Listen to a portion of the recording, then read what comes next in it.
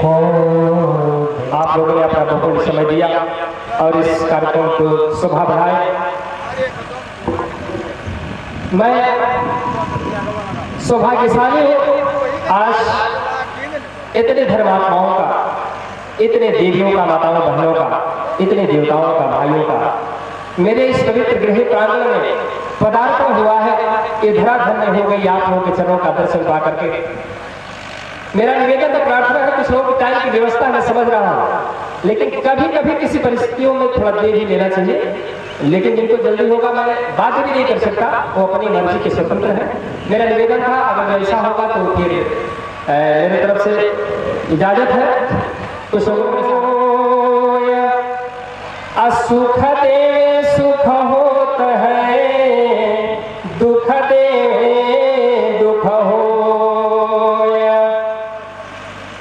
आज रहे कल नहीं रहे, क्या जीवन परमाण, अंध जीव क्यों भूलिया, भजे पुरुष पुराण, तो जन्मे वाला अवश्य एक दिन इस जगत से जाएगा, उठ के प्यारे गुरु को सुमिरो, न तो अंत समय पछताएगा। आज हम लोग हैं, कल रहेंगे कि नहीं इसकी कोई गारंटी नहीं है, इसलिए जो आज समय मिला है इसका बढ़िया से सम्मान कर ले। मैंने अंत में कहा गुरु को सुमिरो, मैंने ये नहीं कहा प्रभु को सुमिरन कर ले। क्यों? ये सत्य बताने के लिए ये मंच लगाया गया है, झूठ बताने के लिए नहीं। आडंबर पखंड को थोप लेने के लिए, उसको हटाने के लिए बात कही गई है। सत्य क्या है इसको जाना जाए। लोग वर्तमान का सम्मान कर ले, लोग वर्तमान का सम्मान कर ले तो उनका भविष्य ऐसे ही बदल जाएगा। लेकिन वर्तमान का सम्मान नहीं करते हैं, लेकिन भूत का सम्मान करते हैं, इसलिए भविष्य भी बिगड़ जाता है। इसलिए धर्मबंधुओं, मेरा आग्रह है, विनती है, प्रार्थना है आपसे, वर्तमान का ध्यान दें। जो वर्तमान में है वही आपका सब कुछ है। वर्तमान का सम्मान कर लिए तो समझिए आपका भविष्य ठीक हो जाएगा। लेकिन यहाँ की एक परंपरा है, एक विडंबना है, पता नहीं क्या है, जो बीत गया उसका सम्मान करते हैं, जो नहीं है कौन कहता है जाति बड़ा है, कौन कहता है जाति बड़ा है, कर्म प्रधान कहायो कि नाही, मुनि वशिष्ठ रहले ब्रह्म ज्ञानी, राम जी के गुरु कहायो कि नाही, कौन कहता है जाति बड़ा है, कौन कहता है उम्र बड़ी है, से बड़ी थी मुसहर की लड़की, राम जी को पैर खिलाई कि नहीं, कौन कहता है जाति बड़ा है, कर्म प्रधान कहायो कि नहीं। प्रमाण है, जब राजा जनक जी के यहाँ स्वयंवर हुआ था, जब राजा जनक जी के यहाँ स्वयंवर हुआ था, तमाम देश प्रदेश विदेश तक के राजा महाराजा इकट्ठा हुए थे। प्रमाण है, लंकापुरी से रावण भी आया था। सबसे बेहतर रहा गुप्ता जी। मौका आया, जरूरत पड़ी तो सबसे कम उम्र वाले का ही प्रदर्शन सबसे बेहतर रहा, इसलिए उम्र भी बड़ी नहीं होती है। प्रमाण है, सेवरी जो थी माँ ऐसी भक्त थी, मुसहर कुल में पैदा थी, मुसहर की बेटी थी सेवरी, ऐसा प्रमाण आता है। आप समझ रहे हैं कि मुसहर कुल भी क्या कहलाते हैं। लेकिन भक्ति इतनी बड़ी थी, भक्ति की महिमा इतनी बड़ी थी कि मर्यादा पुरुषोत्तम भगवान श्री राम ने उनका जूठा वैर स्वीकार किया है। किसी अन्य का स्वीकार नहीं किया, ऐसा प्रमाण कहीं नहीं आता है, लेकिन सेवरी का जूठा वैर स्वीकार किया।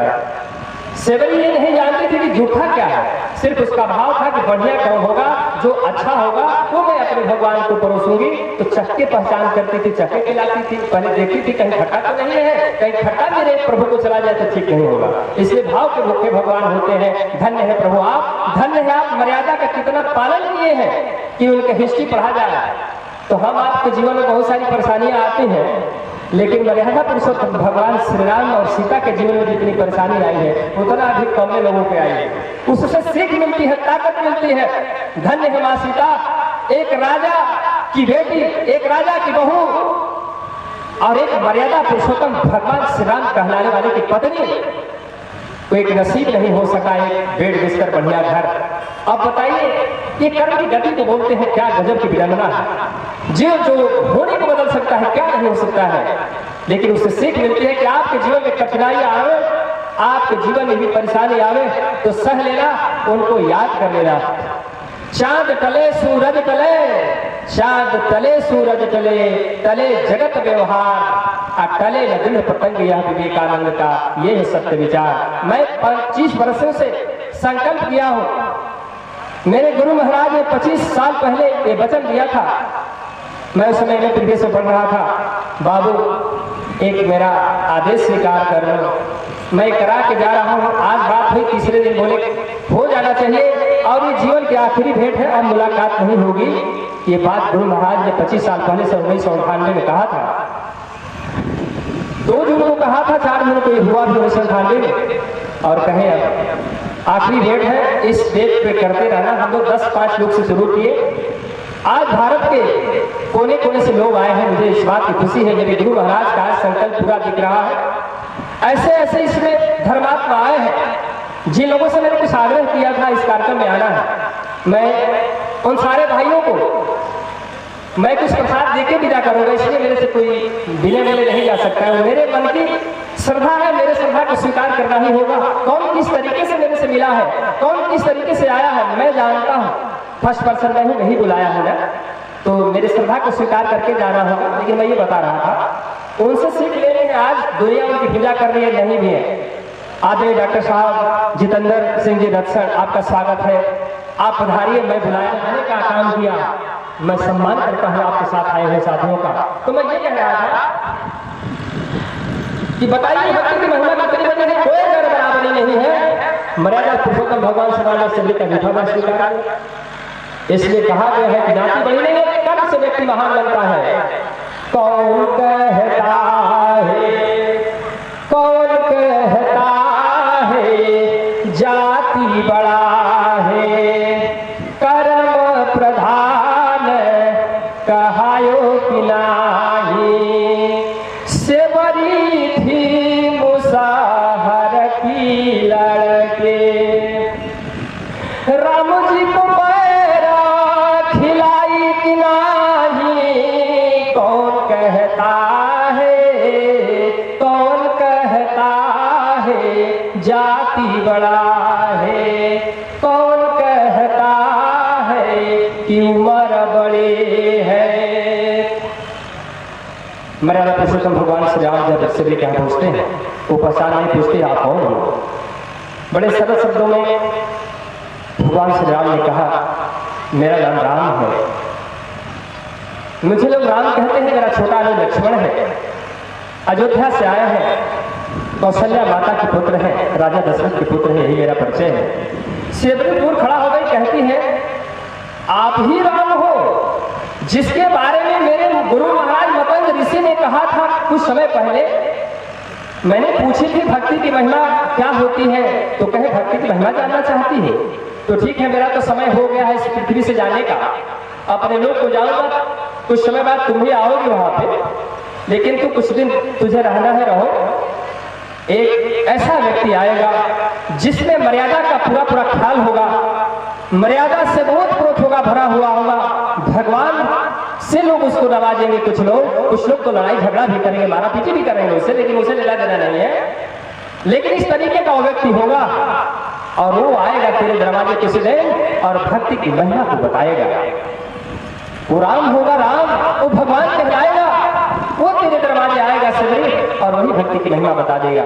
जब आए हैं, सेवरी पूछती है, बड़ा सरल परिचय बताते हैं। सेवरी दूर खड़ा होकर कहती है, कि आधामाते आधामा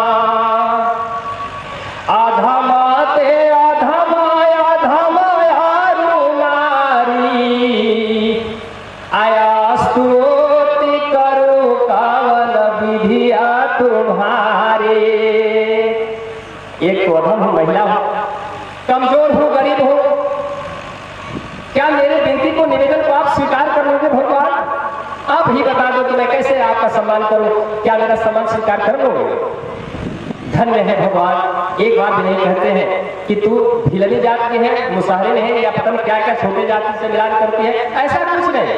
उन्होंने कहा कि जाति पाति पूछे नहीं कोई, अप्रभु के भजे सो प्रभु कर होई।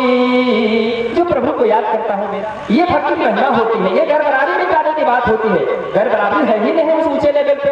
कोई ऊंचा स्तर का संत होगा, ज्ञानी होगा, वो जात पात इन तमाम चीजों से बड़ा ऊपर होता है, उसके अंदर 1% भी यदि भावना है तो फिर ऊंचे स्तर का महात्मा नहीं है। फिर आगे बताया है कि संत रविदास हरिजन के बालक गंगा जी को कठवत में लाए कि नाही, कौन कहता है जाति बड़ा है, कर्म प्रधान कहायो कि नाही।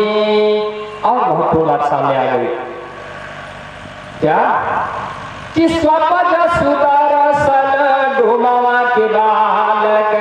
समझने लायक बात है, ये अनाथ की काल की बात है। महाभारत के समय में भी ये यज्ञ जो हो रही है, बहुत लोग कहते हैं यज्ञ से क्या फायदा है, क्यों यज्ञ किया जा रहा है, क्या लेना देना है यज्ञ से? लेना देना है, यदि आप मानवता के प्रतीक है, यदि आप मानव है तो आपकी पूरी पूरी जिम्मेदारी बनती है, आपका भी कर्तव्य बनता है कि आपने जिस हित में क्या काम किया, अपने समाज हित में क्या काम किया। आपको मालिक ने ऊर्जा दिया, ताकत दिया, कई क्षेत्रों की ऊर्जा दिया, तो आपने क्या समाज को दिया?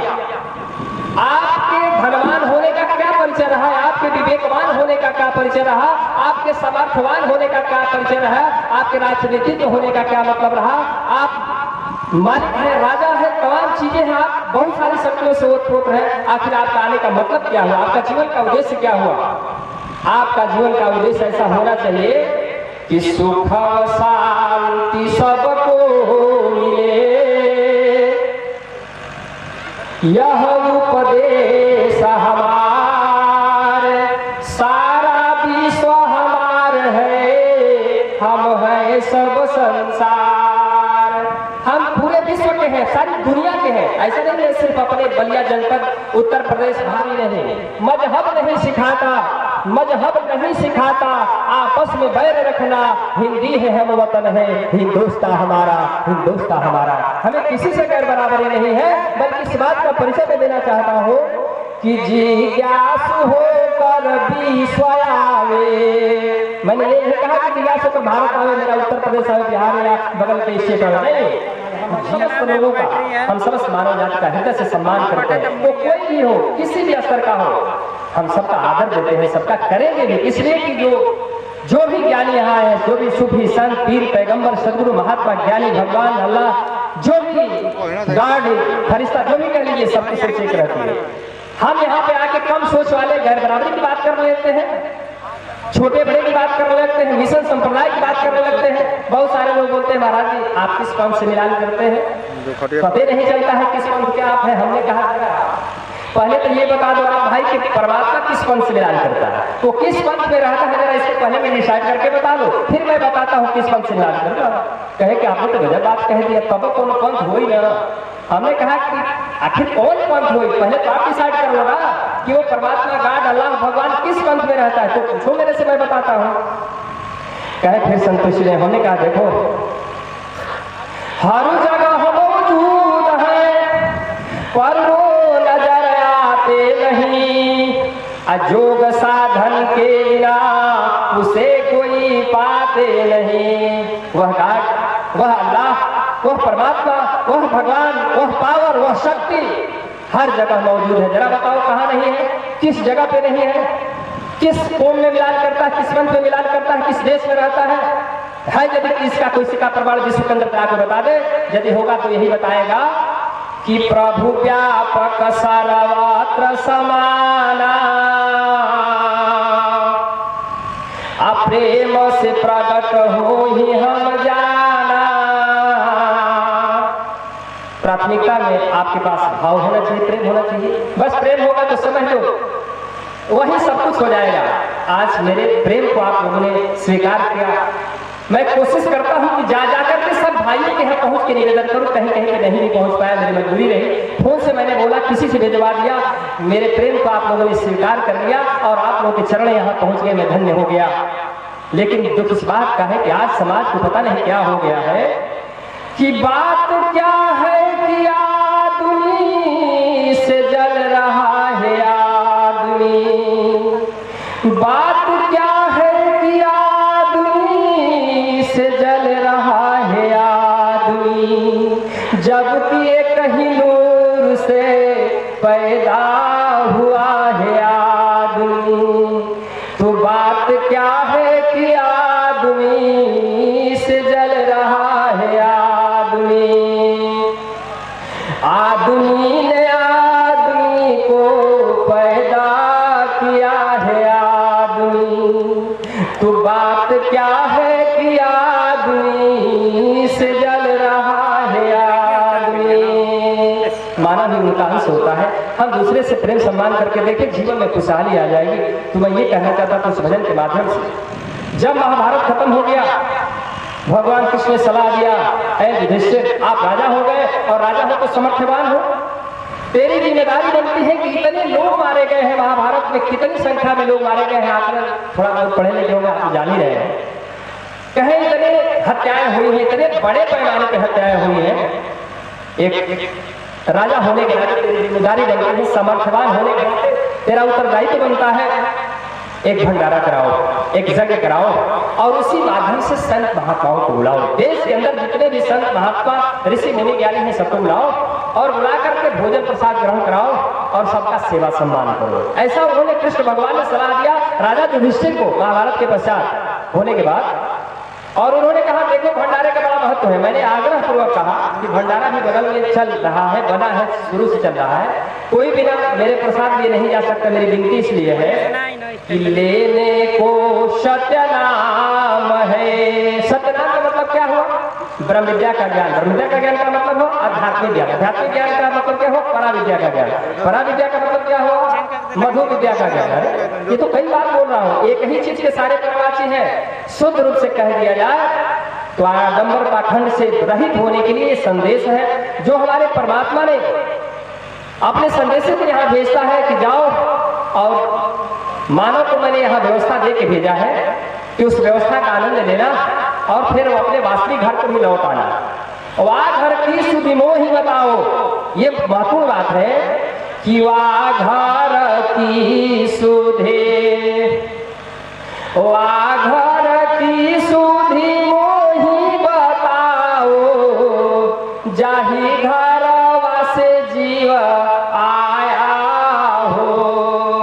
जिस घर से हम लोग के अंदर जो आत्मा है, जिसको हिंदी में आत्मा कहते हैं, अंग्रेजी में सोल कहते हैं और उर्दू में उसको रूह कहते हैं, तो जो हम लोग के अंदर वही मुसलमान भाई रूह कहते हैं तो खुश हो जाएंगे। और वही ज्ञान होता है जिसको अध्यात्म कहते हैं, अध्यात्मिक ज्ञान बोलते हैं, बड़ा विद्या का ज्ञान बोलते हैं। उस ज्ञान से हमें मानसिक शांति मिलती है, आत्मिक प्रसन्नता होती है। आत्मिक रूप से व्यक्ति प्रसन्न होता है जब मेडिटेशन करता है, जब वो ध्यान करता है तो उसके अंदर एक अलग ऊर्जा प्राप्त होती है। ऊर्जा तो उसके अंदर है ही, ऑलरेडी पड़ी है, थोड़ा वो जगा लेता है और जगाने का तरीका संत बतला देता है, इसलिए संत उसका वो मार्गदर्शक कहलाता है। मार्गदर्शक को हम गुरु सम्मान से भी संबोधित करते हैं, यही प्रमुख बात है। दूसरी चीज, मैं सारे बिंदुओं पर बोलने लगूं तो कई घंटे लग जाएंगे, लेकिन कम टाइम में अपनी कुछ बातें भी कहनी है, फिर दूसरे को टाइम भी देना, मिलना भी है, छोड़ना भी है, ये सारी मजबूरियां आज मेरे पास है। इसलिए कुछ ही क्षणों में मैं अपनी बातें बंद करूंगा। लेकिन ये जग कैसे पूरी होगी इसका विधान कब से है? तो कृष्ण भगवान ने कहा महात्माओं को बुला लो, बुलाए। 88,000 ऋषि मनुष्यों का प्रमाण है भारत देश में आए, लेकिन एक शर्त रखवा दिया। क्या? घंटा टकवा दिया, अपने आप बच जाएगा, 7 बार मान लेना तेरी जगह पूरी हो गई। 88,000 लोग खा लिए, नहीं बजाया। अंत में युधिष्ठिर महाराज दुखी हुए, कहे महाराज क्या कमी हो गई, इतने व्यापक स्तर पर मैंने इंतजाम किया था, सबका सेवा सम्मान भी किया। आप सोच लीजिए लाखों लाखों जहां लोग आए हो, और कितनी बड़ी व्यवस्था होगी, कितना बड़ा सरकार जिसके रक्षक भगवान है, सारी चीजें हैं, और उसका आयोजन अभी अधूरा हो जाए तो कितना बड़ा दुख होगा। अभी हम लोग आए हैं, अभी बुलाए हैं, एक आदमी का भोजन कम पड़ जाए तो मेरी हालत खराब हो जाएगी कल, क्योंकि प्राथमिकता मैं ही बुलाया है ना। एक आदमी का भोजन कल कह देते तो गया था खाने अटही के गड़बड़ा, वो खत्म हो गया था, तो ये सारी खुशी मेरी बदल जाएगी। इसलिए मालिक पे भरोसा है, उस शक्ति पर भरोसा है कि आपकी इलाज आप ही को रखना है, हम लोग कुछ है नहीं, बस एक प्रार्थना करता है, आपके आदेश को पालन कर रहा हूँ। इन भाई बहनों की मतलब आशीर्वाद है जिसके चलते हो रहा है। वो कंडीशन उनके यहाँ आ गया, दिक्कत हो गई, भगवान ने कहा परेशान मत हो, भगवान ध्यान के 2 मिनट कहे, महात्मा छूट गया, हम बुला लो काशीपुरी से सोपा ऋषि को। भीम बुलाने के लिए गए हैं। भीम तो जानते हैं बड़े वीआईपी कोई साधु है, महात्मा है बड़ा, उसके आने बिना शायद जगह पूरी नहीं है। नजदीक पहुंचे हैं, पूछे सुपन ऋषि कौन है, लोग बोले हैं सुपन ऋषि। अरे सुपन कहत लगा, अरे सुपन डोंग कहता जा जा हो जंगल में सुप भी नहीं मिलना। भीम कहा कि अरे हम तो जल्दी है, बड़ा वीआईपी बड़ा साधु के यहाँ मैं जा रहा हूँ, अब पता चला है डोमवा के है हमारा जाएगा। उनका भाव बदल गया, फिर भी गए हैं, चलो शायद उसी के खाने बिना जगह पूरी देख लेता हूँ, बात कर लेता हूँ। गए हैं, उस समय साधना में बैठे हैं, पूजा में ध्यान में। बोले महात्मा तो पूजा में बैठा है और थोड़ा सा शकल से कम सुंदर थे, सांवले थे या जो भी रहा हो। कहना जितना ही साधु करिया बा उतने कर कमरा करिया बा, वही कमरा में बैठल बा सब हुई है। ये तरह लगाई दादा पीछे है, आवाज हुई है। साधु का ध्यान टूटता, देखे कौन आदमी बड़ा विशाल काय दिख रहा है भाई, कहे क्या बात है, कौन हो, कहाँ से आए हो। भीम बोले मेरा ही नाम भीम है, युधिष्ठिर महाराज का भाई हूँ, मैंने ही दुर्योधन को मैंने ही मारा है, 10,000 हाथियों का बल मेरे इन भुजाओं में है, मेरा परिचय है। और सारे देश के लोग आके खाना खा लिया, आपको न्योता देना पड़ेगा, बड़ बड़ुआ का जग है तो खुदे आके खा लेने की चाहिए। तुम्हारे माथा खराब था तो के बुलावे में तो पड़ा था। महात्मा कहना है यही बुलाने का सहूर है। कल जा जाओ महात्मा हमारा है जो सोचा तो मैं घूम नेता खाया, आप जाइए तो जाने वालों से नहीं। भीम कहे क्या नहीं जाएंगे, अरे यहाँ से उठाएंगे फेंकेंगे तो हसनेपुर में जाके गिरेंगे, मेरे बारे में ठीक से पता नहीं है आपको, मेरा नाम भीम है, 10,000 हाथियों का बल मेरे इन भुजाओं में है। महात्मा जी कहना अच्छा यही बात है अभी, कहना ठीक है तब तो भाई आप हमको घसीटते ले जाएंगे, फेंक देंगे तो बड़ी मुश्किल से मड़ई बनाया हूँ, महल तो नहीं है, लेकिन जो आनंद इस मड़ई में है उस महल में नहीं है।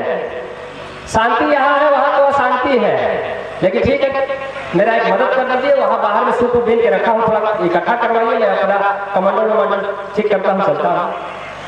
भीम सोचे देखिए साधु हमको काम बताने लगा कि काम भी करिएगा, चलो जल्दी जल्दी कर देते हैं, इसके बिना शायद जगह पूरी नहीं चल रही।